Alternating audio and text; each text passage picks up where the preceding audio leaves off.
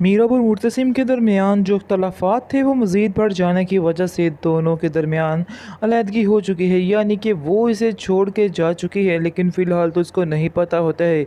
इस तरह से आप देखेंगे कि माँ बेगम कहती है कि जाओ मीरब को बुला कर लाओ, मीरब किधर है वो नज़र नहीं आ रही है। इस पर आप देखेंगे कि मुर्तसिम कहता है, बल्कि हया कहती है कि मैं बुला कर लाती हूँ मीरब को। जैसे ही वो कमरे में जाती है और वहाँ जाकर देखती है और भागती हुई चिल्लाती हुई आ जाती है और कहती है कि मीरब अपने कमरे में नहीं है, मीरब अपने कमरे में नहीं है।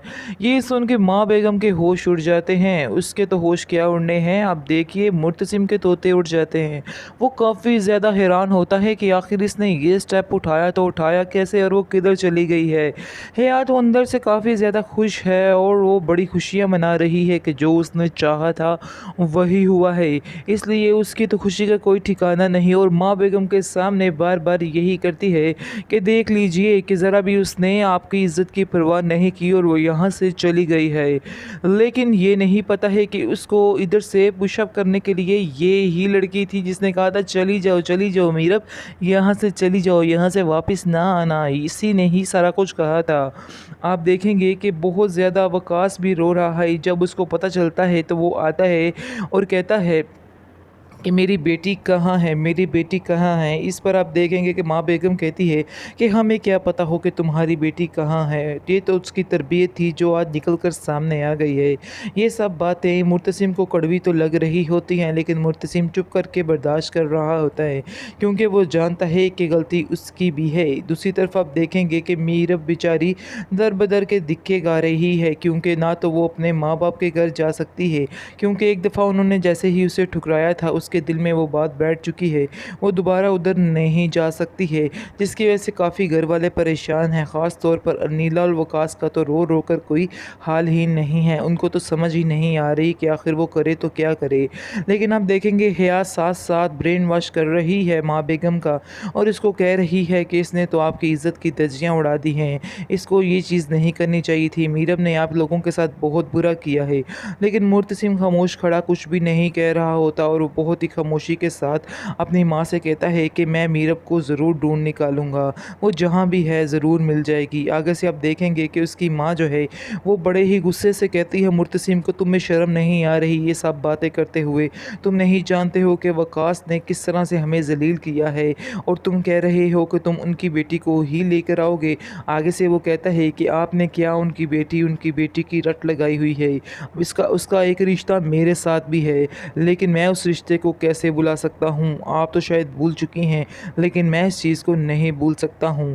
ख़ास तौर पर आप देखेंगे कि वकास जो है अनवर से काफ़ी लड़ता है और कहता है कि मैंने तो अपनी बेटी तुम्हारे हवाले की थी, तुम तो इसके सगे बाप हो, लेकिन फिर भी तुम उसका ख्याल ना कर सके और तुमने उसका बिल्कुल भी ख्याल नहीं रखा है और उसको दर बदर की ठोकरों के लिए छोड़ दिया है।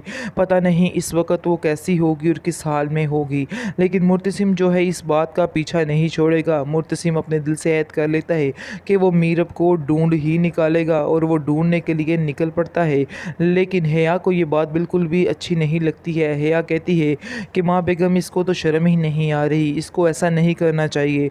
ये जानता भी है कि किस तरह से आप सबको वो जलील करके यहाँ से गई है, लेकिन फिर भी उसके पीछे पीछे घूमने की कोशिश कर रहा है और उसको ढूंढने की कोशिश कर रहा है, क्योंकि आप लोगों को तो उसे ढूंढना चाहिए ही नहीं। ये बहुत बड़ी गलती कर रहा है। इस पर आप देखेंगे कि माँ बेगम कहती है, हाँ बात तो तुम्हारी ठीक है, लेकिन ये किसी के काबू में आए तो फिर की बात है। अनवर जो है वो माँ बेगम के हाथों कुछ भी नहीं बोल रहा और वो कुछ ना बोलने पर मजबूर हो चुका है। लेकिन ऐसी भी क्या मजबूरी कि उसको अपनी बेटी से ही दूर कर दी, उसकी मजबूरी ने उसको अपनी बेटी से ही दूर कर दिया हो। आप देखेंगे कि मुर्तसिम जो है वो कहता है कि मैं उसको ढूंढ ही निकालूंगा, चाहे वो जहाँ कहीं भी हो। मीरब और मुर्तसिम के दरमियान जो अख्तलाफात थे वो मज़ीद बढ़ जाने की वजह से दोनों के दरमियान अलहदगी हो चुकी है, यानी कि वो इसे छोड़ के जा चुकी है, लेकिन फ़िलहाल तो उसको नहीं पता होता है। इस तरह से आप देखेंगे कि माँ बेगम कहती है कि जाओ मीरब को बुला कर लाओ, मीरब किधर है वो नज़र नहीं आ रही है। इस पर आप देखेंगे कि मुर्तसिम कहता है, बल्कि हया कहती है कि मैं बुला कर लाती हूँ मीरब को। जैसे ही वो कमरे में जाती है और वहाँ जाकर देखती है और भागती हुई चिल्लाती हुई आ जाती है और कहती है कि मीरब अपने कमरे में नहीं है, मीरब अपने कमरे में नहीं है। ये सुन के माँ बेगम के होश उड़ जाते हैं। उसके तो होश क्या उड़ने हैं। आप देखिए मुर्तसिम के तोते उड़ जाते हैं। वो काफ़ी ज़्यादा हैरान होता है कि आखिर इसने ये स्टेप उठाया तो उठाया कैसे और वो किधर चली गई है। हया तो अंदर से काफ़ी ज़्यादा खुश है और वो बड़ी खुशियाँ मना रही है कि जो उसने चाहा था वही हुआ है।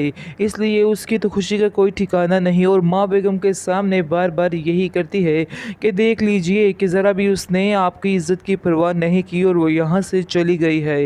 लेकिन ये नहीं पता है कि उसको इधर से पुशअप करने के लिए ये ही लड़की थी जिसने कहा था चली जाओ मीरब, यहाँ से चली जाओ, यहाँ से वापस ना आना। इसी ने ही सारा कुछ कहा था। आप देखेंगे कि बहुत ज़्यादा वकास भी रो रहा है। जब उसको पता चलता है तो वो आता है और कहता है कि मेरी बेटी कहाँ है, मेरी बेटी कहाँ है। इस पर आप देखेंगे कि माँ बेगम कहती है कि हमें क्या पता हो कि तुम्हारी बेटी कहाँ है। ये तो उसकी तरबियत थी जो आज निकल कर सामने आ गई है। ये सब बातें मुर्तसिम को कड़वी तो लग रही होती हैं, लेकिन मुर्तसिम चुप करके बर्दाश्त कर रहा होता है क्योंकि वो जानता है कि गलती उसकी भी है। दूसरी तरफ आप देखेंगे कि मीरब बेचारी दर बदर के दिक्के गा रही है क्योंकि ना तो वो अपने माँ बाप के घर जा सकती है क्योंकि एक दफ़ा उन्होंने जैसे ही उसे ठुकराया था उसके दिल में वो बात बैठ चुकी है। वो दोबारा उधर नहीं जा सकती है जिसकी वजह से काफ़ी घर वाले परेशान हैं। ख़ास तौर पर अनीला और वकास का तो रो रो कर कोई हाल ही नहीं है। उनको तो समझ ही नहीं आ रही कि आखिर वो करे तो क्या करे। लेकिन आप देखेंगे हया साथ साथ ब्रेन वॉश कर रही है माँ बेगम का और इसको कह रही है कि इसने तो आपकी इज़्ज़त की धज्जियाँ उड़ा दी हैं, इसको ये चीज़ नहीं करनी चाहिए थी। मीरब ने आप लोगों के साथ बहुत बुरा किया है। लेकिन मुर्तसिम खामोश खड़ा कुछ भी नहीं कह रहा होता और वो बहुत ही खामोशी के साथ अपनी माँ से कहता है कि मैं मीरब को ज़रूर ढूंढ निकालूंगा, वो जहाँ भी है ज़रूर मिल जाएगी। आगे से आप देखेंगे कि उसकी माँ जो है वो बड़े ही गुस्से से कहती है मुर्तसिम को, तुम्हें शर्म नहीं आ रही ये सब बातें करते हुए?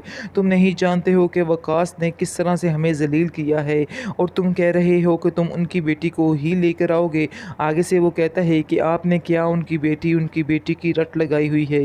इसका उसका एक रिश्ता मेरे साथ भी है, लेकिन मैं उस रिश्ते को कैसे भुला सकता हूँ। आप तो शायद भूल चुकी हैं, लेकिन मैं इस चीज़ को नहीं भूल सकता हूँ। ख़ास तौर पर आप देखेंगे कि वकास जो है अनवर से काफ़ी लड़ता है और कहता है कि मैंने तो अपनी बेटी तुम्हारे हवाले की थी, तुम तो इसके सगे बाप हो, लेकिन फिर भी तुम उसका ख्याल ना कर सके और तुमने उसका बिल्कुल भी ख्याल नहीं रखा है और उसको दर बदर की ठोकरों के लिए छोड़ दिया है। पता नहीं इस वक्त वो कैसी होगी और किस हाल में होगी। लेकिन मुर्तसिम जो है इस बात का पीछा नहीं छोड़ेगा। मुर्तसिम अपने दिल से ऐद कर लेता है कि वो मीरब को ढूंढ ही निकालेगा और वो ढूंढने के लिए निकल पड़ता है। लेकिन हया को ये बात बिल्कुल भी अच्छी नहीं लगती है। हया कहती है कि माँ बेगम इसको तो शर्म ही नहीं आ रही, इसको ऐसा नहीं करना चाहिए। ये जानता भी है कि किस तरह से आप सबको वो जलील करके यहाँ से गई है, लेकिन फिर भी उसके पीछे पीछे घूमने की कोशिश कर रहा है और उसको ढूंढने की कोशिश कर रहा है क्योंकि आप लोगों को तो उसे ढूंढना चाहिए ही नहीं। ये बहुत बड़ी गलती कर रहा है। इस पर आप देखेंगे कि माँ बेगम कहती है हाँ बात तो तुम्हारी ठीक है, लेकिन ये किसी के काबू में आए तो फिर की बात है। अनवर जो है वो माँ बेगम के हाथों कुछ भी नहीं बोल रहा और वो कुछ ना बोलने पर मजबूर हो चुका है। लेकिन ऐसी भी क्या मजबूरी कि उसको अपनी बेटी से ही दूर कर दी, उसकी मजबूरी ने उसको अपनी बेटी से ही दूर कर दिया हो। आप देखेंगे कि मुर्तसिम जो है वो कहता है कि मैं उसको ढूंढ ही निकालूंगा चाहे वो जहाँ कहीं भी हो।